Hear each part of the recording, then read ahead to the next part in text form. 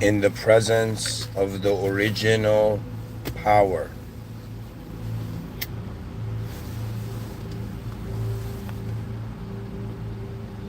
that empowers this whole world event, in honor of the system administrator to this existential system that we have not created but we find ourselves in, and to the ancients, in the name of God, the most benevolent and the most merciful and the most advanced. This lecture is an opportunity for one member of the human species to report back to the human species, just like hunter-gatherer times. We would journey and venture into the uncharted territories and sectors of the world, and we would in some sense bring back what we found to the tribe. Now, centuries have passed, and we're living in a very different world than how our body was designed in. Reality is shifting to and opening up slowly to dehumanized sectors of understanding. That means it's unavoidable. Technology is too fast now.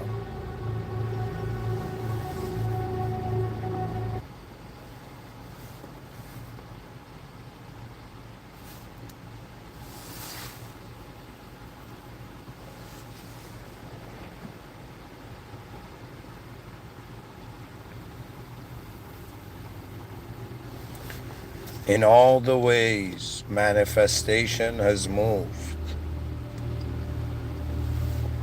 O dwellers of the space-time continuum, you will outgrow your stories. You will outgrow the meaning you give to it all. In the presence of the higher order process of the realm, all conditional beings have a certain jurisdiction and a certain code. You have the privilege of, in this moment, listening to a completely different interpretation of reality, and in some sense the search for the primordial has not stopped, because what there is deep down within every soul or every conscious being, just like what really defines mankind, is that the reason we adapted is because we were not satisfied with the end. We cannot ignore that there is an immortal command to the mortal realm. That means immortality is something that's still out of reach for people. But there will come a time where you will see the immortality of ideology. You will see that the moment consists of various lives. In the same moment, you're having an objective life.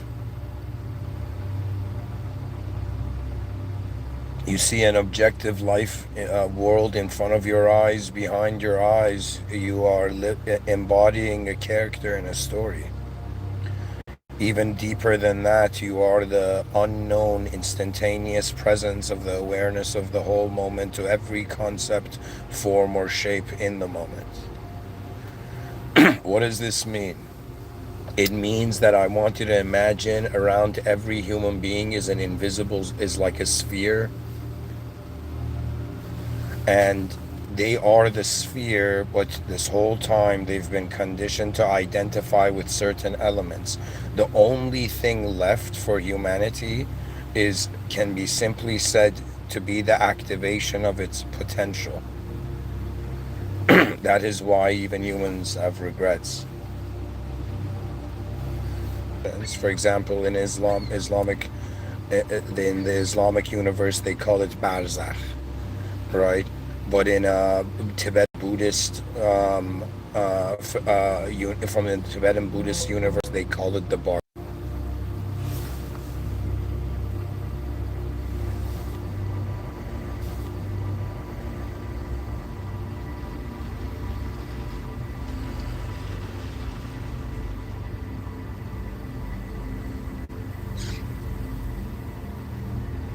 In other words,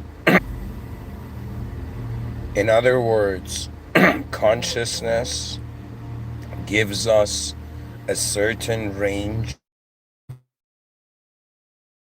and place where we make our decisions. On some level, you have to make decisions. From another level, you can wonder about the meaning of every action. You know, you might not believe it. People go their whole lives thinking they're failures, not realizing it's all about where attention goes.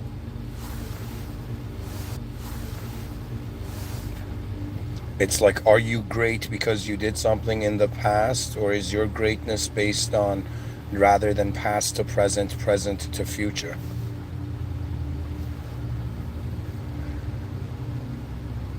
That means, from a psychological perspective, I've given talks on this. So most human beings, when they see the present, okay, so that means your eyes are open, you're in the conscious waking state. Let's say you see the present and you see like the sign of a store. I'm looking at a Tim Hortons right now. So I see that sign of that store, okay? The meaning of that is arising from me.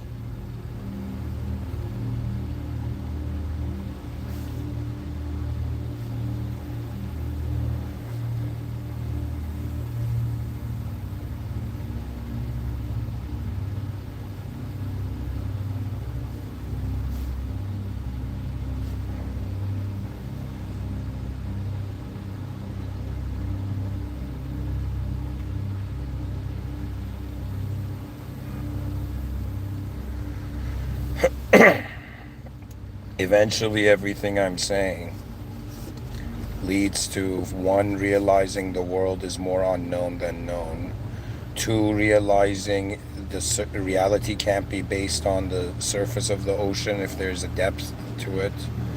That means it's not that there's just good and bad, there is levels to this. There's like higher good, higher lower good, higher bad, lower bad. Do you know?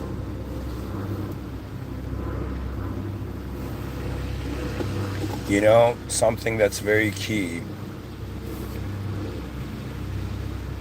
before I really get to the essence of the episode, which is me trying to explain to you how every person is living a non-fictional physical life, but everything of that non-fictional physical life is a meaning just based on the past to the present.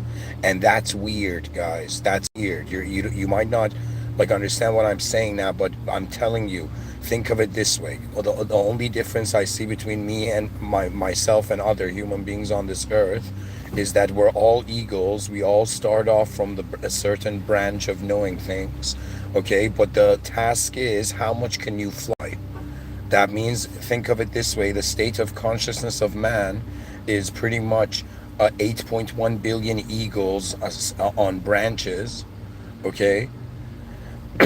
And these eagles from these branches realize that where they were raised does not necessarily define who they can be or where they can go. So pretty much eagles, think of it this way: out of this 8.1 billion, I don't know, like the majority is just living on branches and trees. And there are those who the state of consciousness is in relation to how much can you have faith and fly towards an unknown sky, and when you look down, everything, you see the whole forest at once. It's about elevation, folks. And you'll laugh when you realize the majority of spiritual teachings around the world has been just this premise that, yo, you're taking the simulated as real and you're suffering. And when you wonder about the nature of the simulation, there's a known conditional explanation, but then you realize, what about the unknown and what about the unconditional? So you see, the soul, I firmly believe, power, like everything you've heard about power on in the outer realms, that is not the full understanding of power. There is a power that arises from you and is limited. And then there is the command that has been given to to that sector. Think of it this way: we're inside a simulation, we're inside the system, okay, and there's code, okay, and think of it this way, that out of all the, even though all the code is like ego code, the ego code is present in the source code. That means, imagine somebody came and said they can give you a gift, inside it is a physical gift.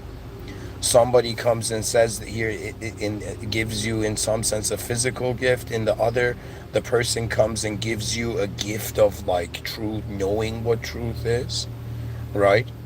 And the third box is a gift of being it. You see, life, a majority of the human being's attention goes to survival, which means the maintenance of itself. Physically, it's obvious to some degree. Like when we have thoughts, our body doesn't change. Do you know what I mean? Are just in that instant, in that moment. Do you know the body is like a constant or more constant than how there is an awareness and a force and an intelligence that is identifying with different domains of reality.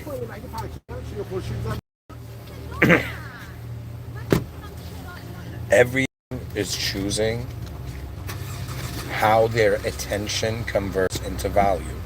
That's just intelligence. Intelligence is another way of saying you saw something, what are you going to do with it? You've witnessed the functions of a world through the lens of your DNA and self. But how much further does this go? And really, from what view is it a home run, like the title? Okay, think of it this way. In 2018, a sort of, I don't know, some sort of revolution of an atheistic movement began happening. And atheists and theists would go into a civilized format, have a debate. But the cost of that debate was either the upliftment of their identities, or the dissension of their identities. And in some tell the theists, like, how can you believe in a God? Every culture has its own God. You could have been born anywhere on the planet. Do you know? It's like the God you're choosing is fiction. It's just your local place of birth's fiction, right? And the theists would mumble or couldn't answer in a proper way. And they were lucky that I was just behind the screen. I was not there in that moment, because if I could, TT, time travel, or TP, teleport, like,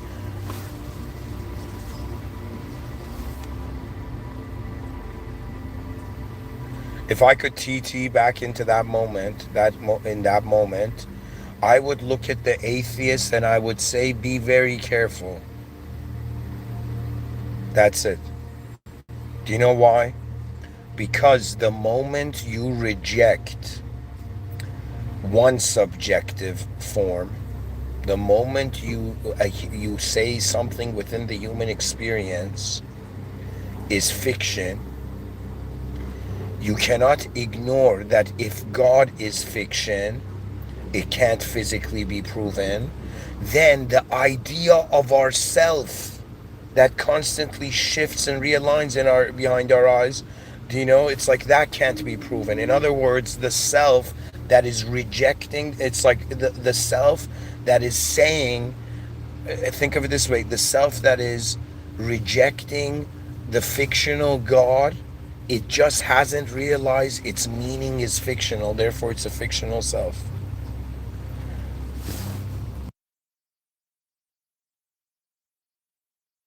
So meaning is fiction, guys. Like, can we all acknowledge this? Like, there's someone, who sees like a pineapple, and in their language it's the word ananas, okay? And then you have, like, in somebody else's language, in their language, the word is pineapple, right? But it's the same form, but different subjective, embark, like, arrival of them. I don't know how to say it. It's like consciousness meant every object could simultaneously be converted into having a subjective value. Do you understand? Just like we give objects a price, we've given also objects meaning. Their value is not just in dollars, it is in a sort of the geometry of the view of the idea. Because at its core, life is not some logical thing. Life is pretty much an massive event. Okay? It's an unknown force being present in an unknown world. And the concept of the world and the concept of force are still humanized. That means at some point we discover the limits to our existence in as the human idea. So I'm telling you, meaning is fiction because it's personal. There's a divine privacy policy. You know, it's like every person I've seen, you know, it's just I hadn't just connected the dots. It's like every person I've seen in my life is actually an awareness to all the experiences and content of their moment. They're not even a thought because they are aware of more than one thought, multiple thoughts at the same time. And it's like the brain lives ahead. Think of it like you're sitting on a couch watching TV. You suddenly, you know, your stomach growls. Your mind has already opened the refrigerator door, but your body is like sitting there on the couch.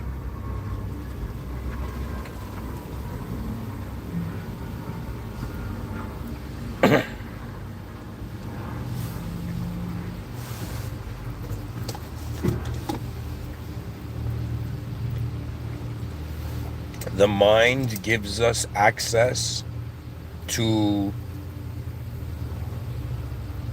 relive our simulated version of, I don't know how to say it. It's like I see a car in front of my, like in the outer realms in front of my eyes. But in my mind can envision that car, suddenly somebody pressing a button and that car lifts, or somebody gives the instruction to the car and the car lifts into the air 200 meters. So even though that's not possible, that's not physically possible, but my mind can envision the car lifting up into the air without gravity acting upon it. That means the moment I imagine the car lifting 100 meters into the air, it's not like in my imagination, the classical physics, like gravity applies. Do you understand? Gravity doesn't apply to the inner realms. The inner realms is our ability to manage fiction and non-fiction at the same time. That's like the mind. The soul is the realization that there's the awareness that manages. Think of it this way. At first you think you're an object, then you think you're a subject. Then you realize the object and subject are within one instance of awareness. I'm telling you, the winning context, the overall context is unknown. In an unknown place, they're telling us what we are. In an unknown world, we've assigned value to things.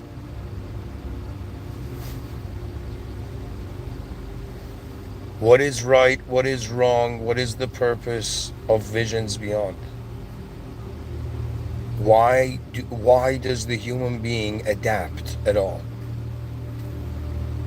You know, from an atheistic standpoint, like imagine life is meaningless and empty, or it has simulated human meaning.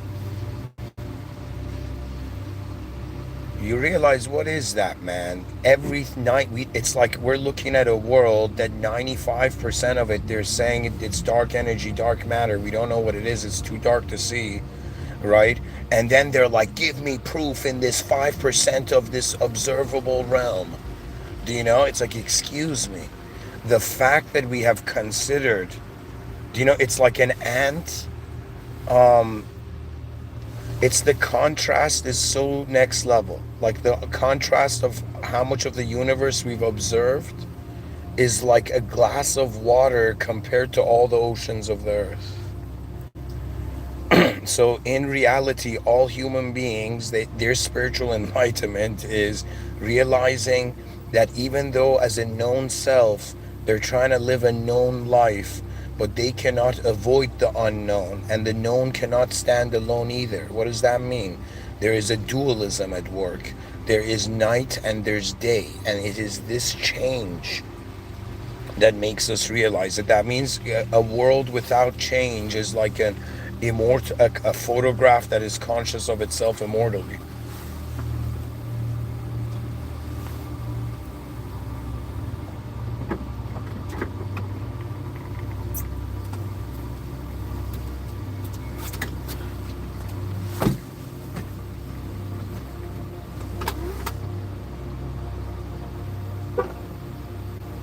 What is consciousness?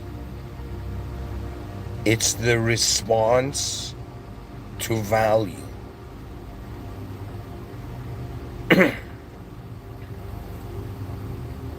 We exist behind our eyes in an understand. We experience existence in an ununderstandable way.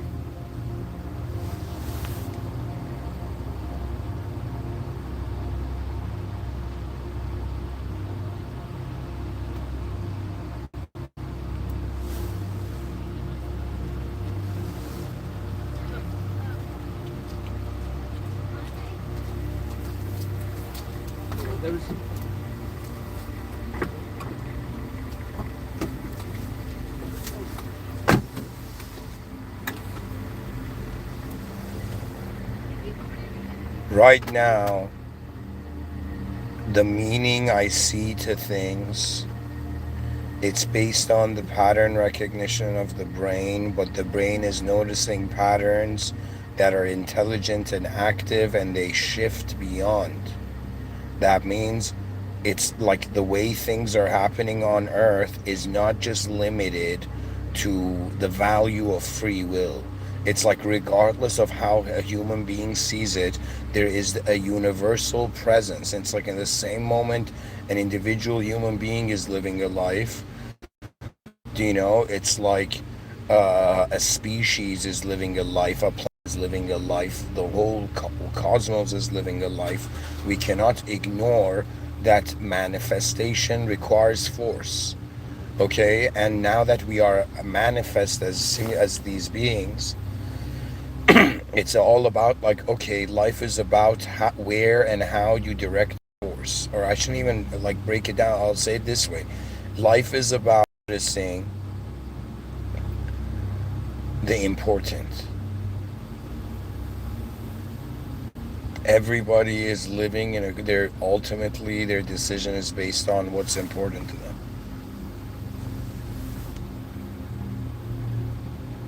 Subconsciously, everybody's trying to be greater.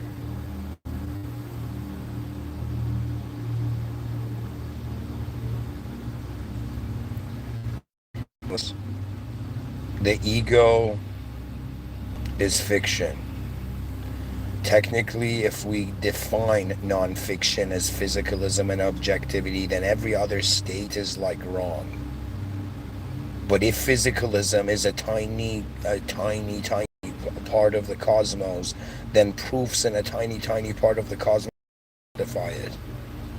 In other words, man is the psychological agenda to the human organism is all about realizing that the meaning it sees in reality is an act of itself.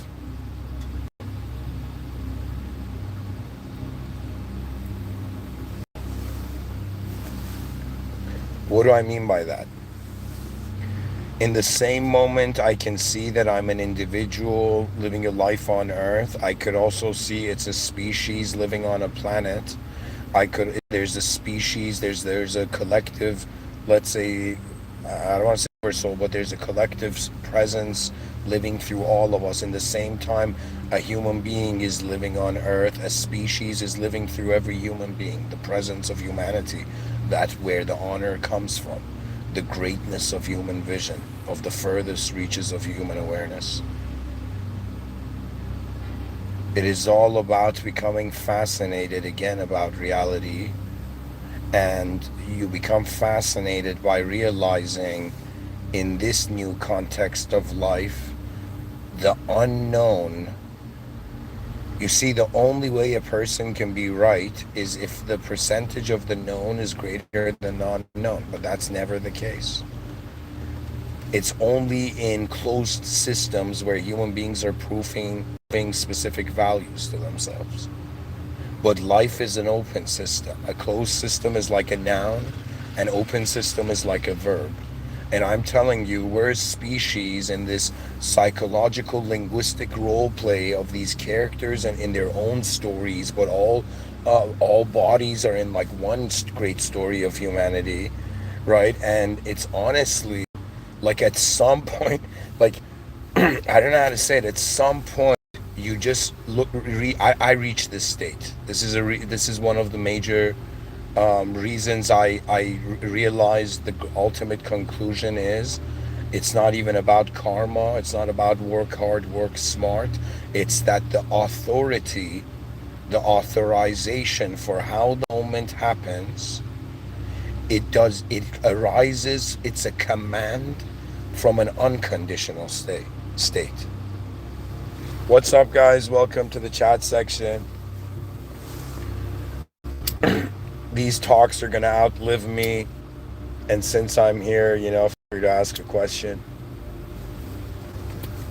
At some point, we enter this system and we leave this system, and we have to decide, is our life going to only update our personal experience, or are we mighty enough as humans? That means that it's shenanigans when you see in modern culture in 2026, there's these like wealthy, athletic people coming in some sense, acting aggressive and thinking that that's what it means to be a high value human or an alpha.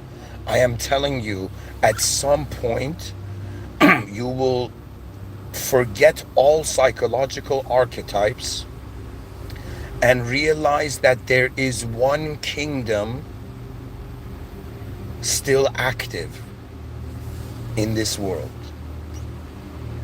When I say kingdom, I'm not talking about their conversions to nations and all this. I am saying, think of it this way, that if you were a child in medieval times, and imagine you were like a filthy peasant boy or something, and you're just looking at like palace guards wearing imperial armor, you're seeing princes and kings, rare sight, it's like you don't even know what shoes are and you're looking at armor, and so imagine this kid suddenly sees one day the king come and give a speech, and you don't understand.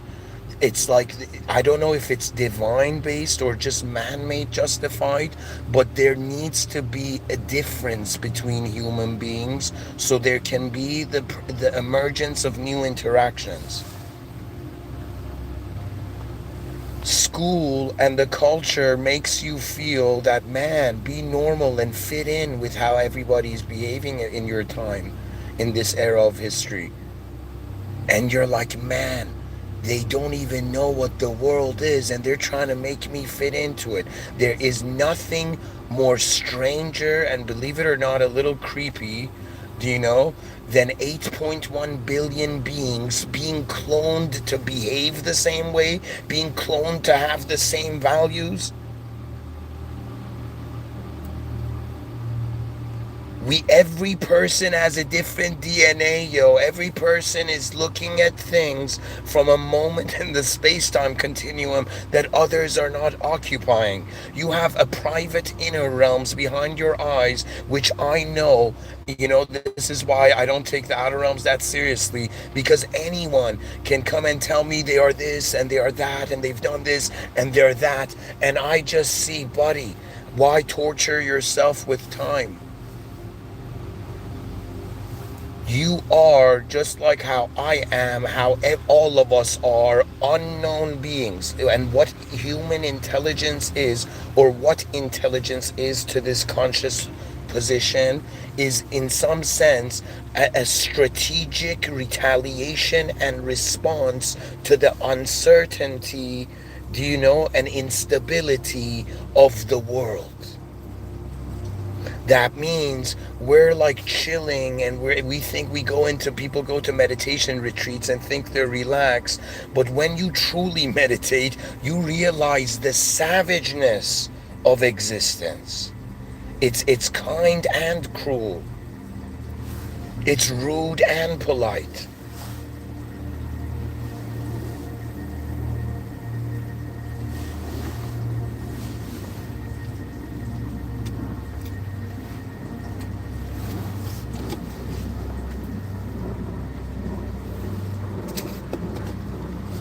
For me, everyone is an unknown being, and what that means is they're an unknown force moving in unknown form, but because we have converted objects and physical forms into subjects, we simultaneously see the subjective meaning.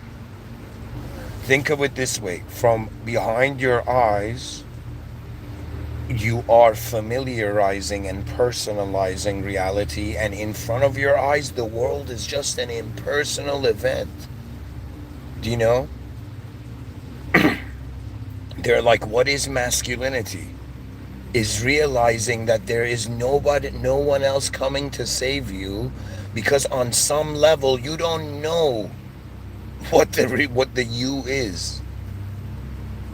Do you know what I mean? It's like, it's, I don't know. I had a sort of full circle of my known life returning to the unknown. Now when I wake up, I'm not living in accordance to some sort of ideological strategic framework anymore. I start off as unknown. It's like I'm living my unknown life. I've lived 12,500 days, 12,500 days of logging in and out of this existential system, this world game. And what we you like, look at it, look at how hilarious it is.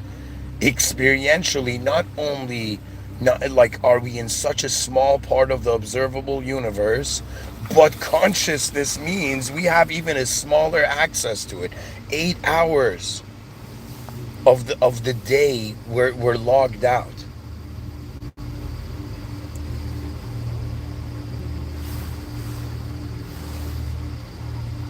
Let life fascinate you to the point you realize that fiction, non-fiction, this is just duality. Human beings are trying to live as individuals in a dualistic world that is happening as an instantaneous singular event.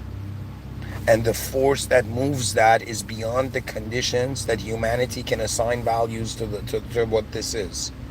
So the maturity of the species, I think the maturity of even a human, like to me, if they were like Mr. Within, okay, what's the difference between an advanced human and let's say a human being that's not advanced, or an uncommon human and a common human? The common human is under the illusion of control. Do you know what that means? That means most people's identities, they could say whatever, but it's based on competence. And you tend to be competent in what you can control.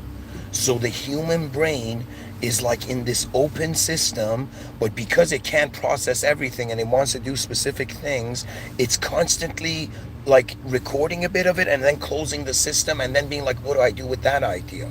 That means from the moment I convert, let's say right now, it's 7:18 p.m.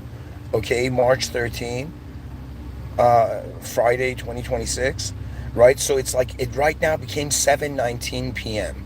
So from the moment I said it's 7:18 p.m., the moment I said that, while I was taking seconds to explain, do you know, or more than a minute to explain, it was like 7:19. So I'm telling you, the brain is processing and filterizing the present through the past because that has been its ancient technique. But modernity And our arrival, in some sense, our awakening to the information age has allowed us to be able to close the closed system. That means we saw life, unknown life, and we closed the system and to converted that unknown object into a known subject, that unknown event into a known subject. Okay, and now I'm saying if we treat the known subject, we start closing. You know what? Let me tell you this. It's like it's the terror of evil. What that means is lower evil is punished through higher evil.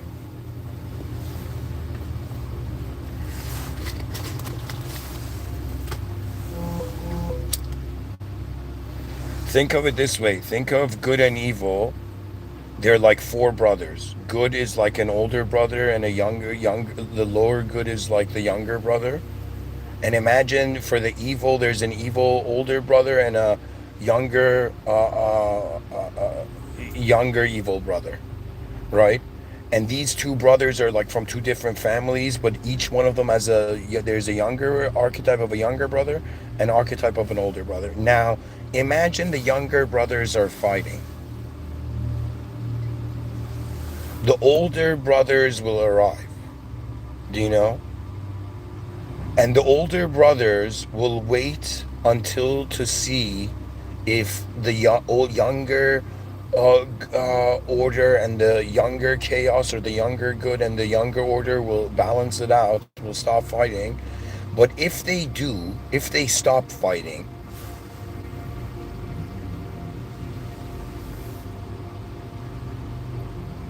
the older brothers go away. But if their fight gets too intense, or one older brother accidentally intervenes, pretty much the older brothers both take their brothers, right? And they break up the fight, and chaos, older chaos, bigger chaos, punishes, in some sense, younger chaos. Think of like a bigger animal devouring a smaller animal. A greater chaos will, in some sense, like a superior chaos will come and destroy the inferior chaos. That's why you shouldn't walk in the evil sectors of consciousness, you know? Not all rooms are meant to be entered, not all moments require conscious activation. What I'm saying is, and the younger good, if it has done good, it gets rewarded by the greater good. Honestly, human beings will wake up and realize, like the Power Rangers, all individuals are simultaneously assembled into the experience of the species. That means, like, right now, everybody's waking up and they're thinking, what am I going to do? What is one human being going to do in this world, right? But then in the future, you're going to see more and more, even in the subconscious of man, because it's much cooler and more exciting to be, in some sense, okay, let me now solve the problems of the species. That's a way you get out of the anguish of loneliness. There's a difference between the word solitude and loneliness. Solitude is by choice. Loneliness is not by choice. Do you know? But in the anguish of loneliness, one realizes that when nobody is coming, it's as if they have to change.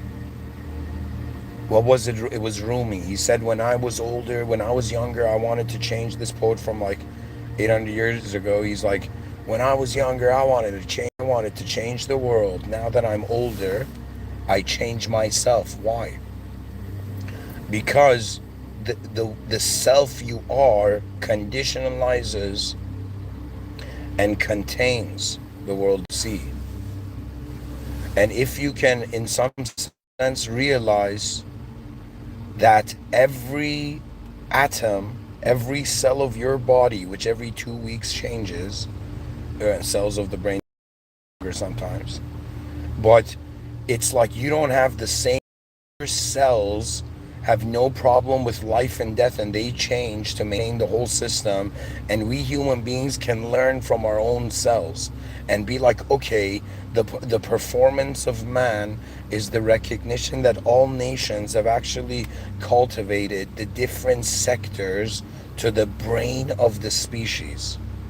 So we are reaching an era where collective expression experiences will begin to happen, right? That means we've surpassed individual spiritual experience. Now more and more the species is going to have weird experiences of more, let's say, a psychological nature, not because of the world's becoming messed up, but because the nature of the maturity. It's like when you get taller further. And as a human being, every day of your life being like as if you're training for like a future that you don't know.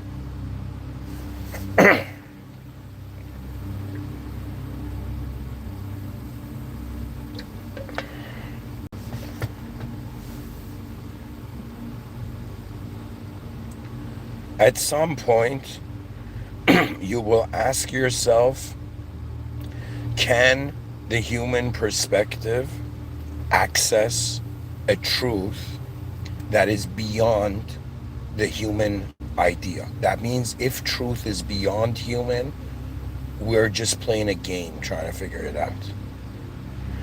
And the way to access it or to figure it out is by realizing, okay, so it's the collaboration, the conscious collaboration. That means there's an original higher order process, and then there's all these lower order simulated processes, right? And these lower order simulated processes are like, what are we doing being simulated? And then they realize that the simulation is of a moment. In other words, existence was created or theologically commanded.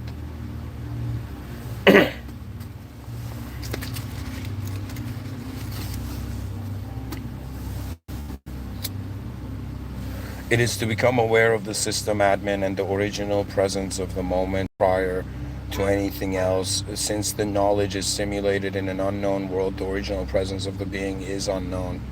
And at some point, like, it's up to you if you idea, which is a funny sentence to say because it's like every day you have a new view on self, but it's the notion of self that is looping.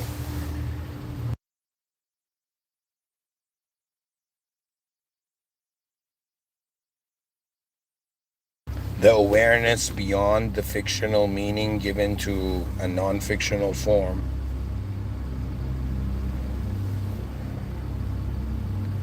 You are in the presence of the unknown. The awareness of the unknown is the end of ideological delusion.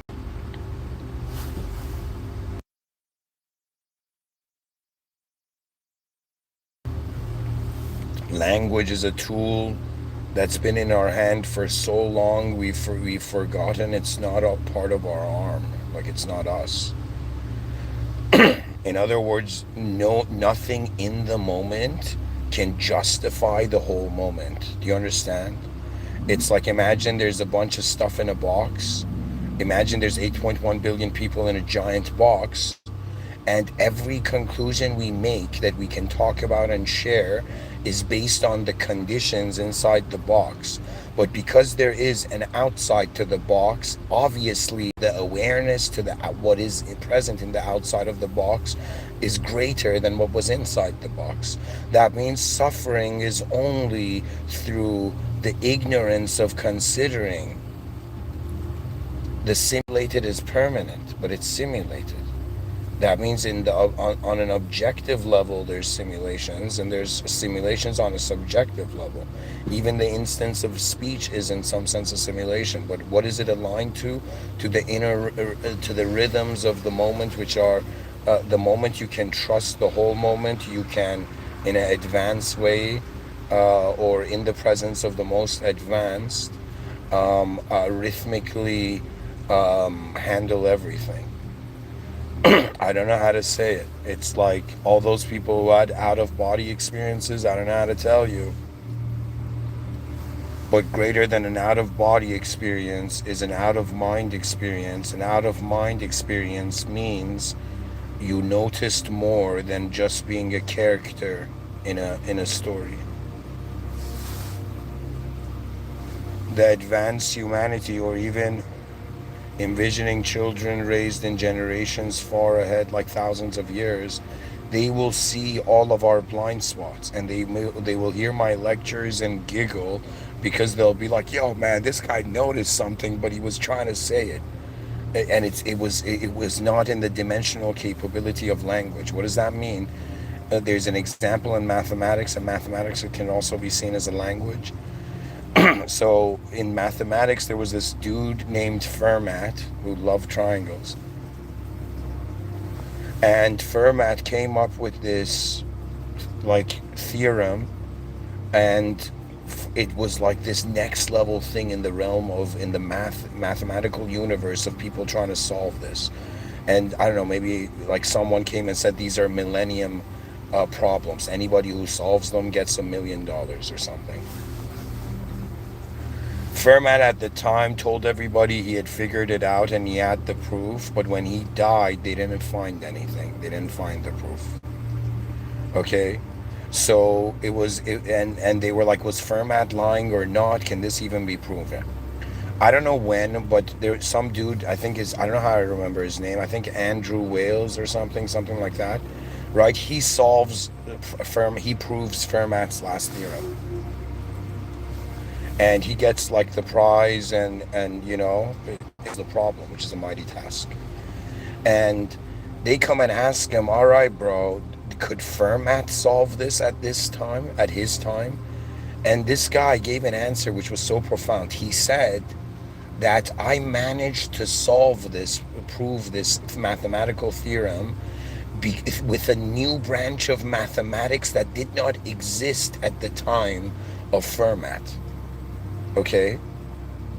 So in other words, in the same way, there are ways to prove the unexplainable now that will arrive through new branches or new modes and ways of seeing the realm.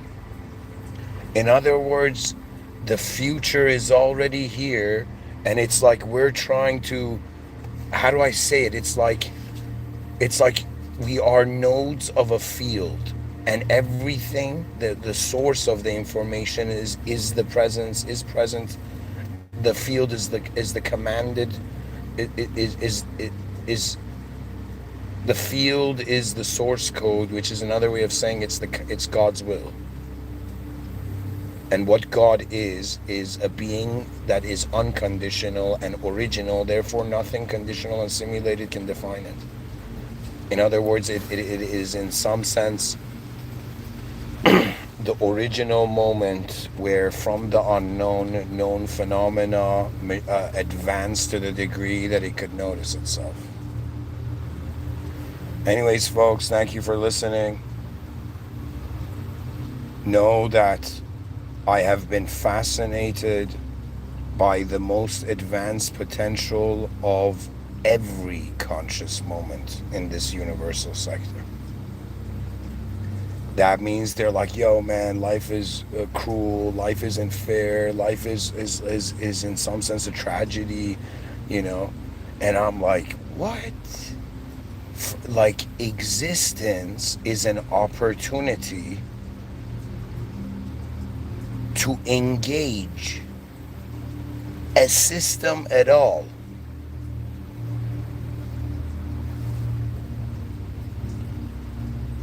A person can be dismissed from this realm in any moment. And that dismissal is equivalent to not being able to respond back. So a part of being human is the responsibility. And I'm saying that we're reaching a time where the individual human must now become responsible for the whole species. And the way they do that is by realizing that even though everybody's identifying with paint on a chunk of land, prior to that, before it was humans living in nations on earth, it was a species living in a world, in an unknown world. And when we forget this, we forget our inner nature.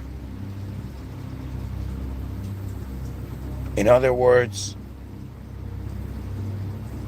O unknown soul, seek the most advanced, for from the presence of the most advanced, all potentials are there. Potential, like me being able to see a car and imagine it flying in the air 200 meters, that's legit the potential. That's legit, like my mind saw an invisible not invisible, but saw an inner parallel reality to how that form and phenomenological value could numerologically, according to Kant, convert, like, how do I tell you, the experience of existence.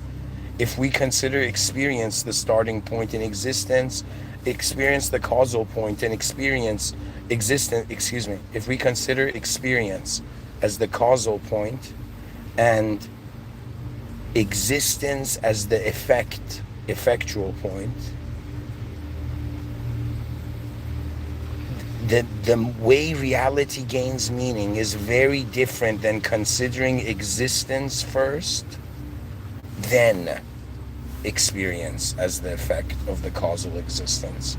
So we human beings have considered ourselves known because we have prioritized existence. But it's not that just existence is just unknown geometry.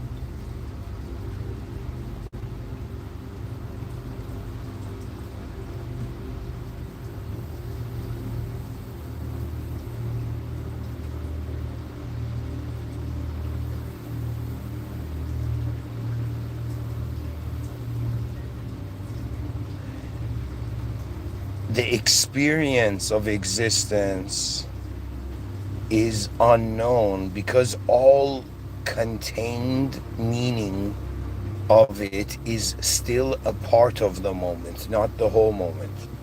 So in the same way, you cannot explain why existence exists from what is inside existence, what is in existence. In the same way, we cannot explain why we are experiencing, based on just what we're experiencing, why we're experiencing what we're experiencing. Everything is deeper, or the depths of the ocean are just hiding behind the surface. Just like YouTube videos, there could be you could change it into a higher resolution. It's like changing your light. When you become an unknown being, that's like the ultra high resolution, because you are not personalizing everything to limit it to how the self has to be, think, feel all the time. Do you know?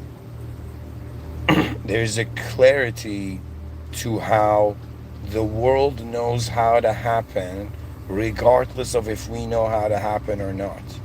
In other words, every moment of manifestation has somewhere to go.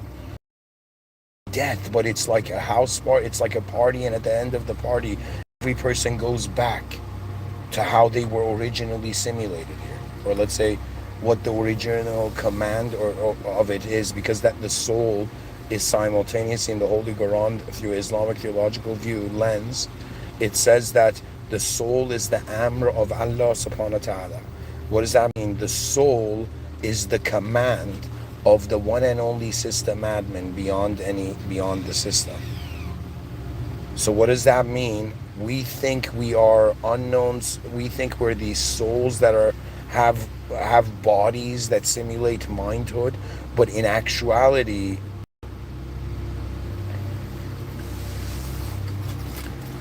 the soul is how the original power commanded it. So faith, especially unconditional and unknown faith in the unknown, is a very advanced state. That means I don't know, like, if I can fathom a more advanced being, because being capable in a conditional realm, well, when the conditions change, who were you? But being having unconditional faith, imagine it means you no longer have to give the world meaning to trust it. It's as if, who were you before you learned language as a child? You were the presence of an unknown intelligent moment, having such pristine attention to phenomena. That awareness is always there. It's just there's too many known ideas covering the face of, the sacred. There is a very profound poetry. It's in one of Hafiz of Shiraz, Hafiz Shirazi, Hafiz from Shiraz. The great Persian poet from also 800, 700 years ago. He has these lines where he says, and he's a very deep viewer of reality. He says, "Bring your neck out of that dark nest in which you hide. I shall pour effulgence into your mind." What he meant is that superior to all ideological containment of reality is the realization that the intelligence you have been seeing through yourself has been proof of intelligent being present in the possibly being possible and present in the moment. It's as if, like, as your mind can look at your body and be like, how does this prove how I'm being a mind, and realizes, yo, there is these access points. It's like, are you a human being? I'll be like, no, yo, man, I have access to the human experience. But all the states that a human being has access to, it's as profound as realizing, like, if whoever you are, if somebody comes up to you and says, "Who are you? Tell me what you think right now," like, and or what you see in your inner realms. When I ask you that, the person's gonna be like, "Yo, man, I'm this kind of person," and da da da da da. They're gonna express something. The issue is that's like allowing a photograph to replace the whole value of a film that's endlessly changing.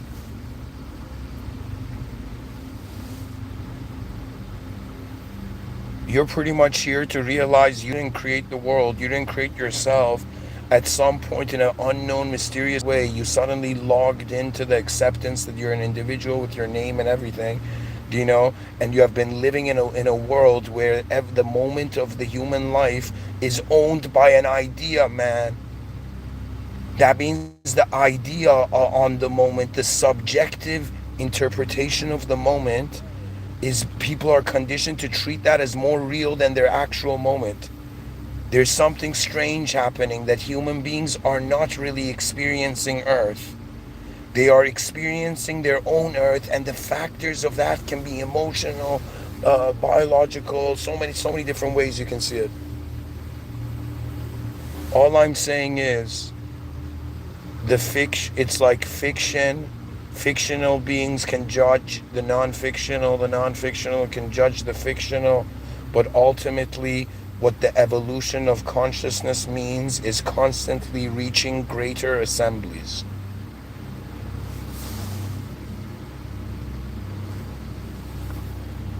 It's like on Earth, people are still trying to be great, and poetic. I should say, from a deeper view, my personal view is, in like hypothesis, is that the higher all the simulations is all the simulations is and power to reality, creating, in some sense of being, a commanding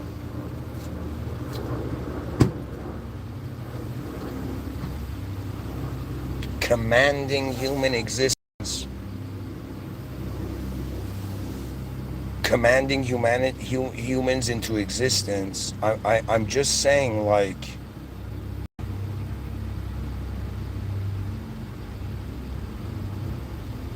I have been, I have my, the, if somebody said, I see an equal sign between the sentence seeking the most advanced life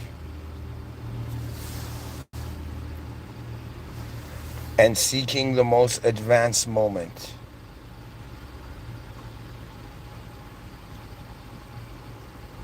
Right now, I can see it in the inner realms. In the inner realms, I've lived further than where we are.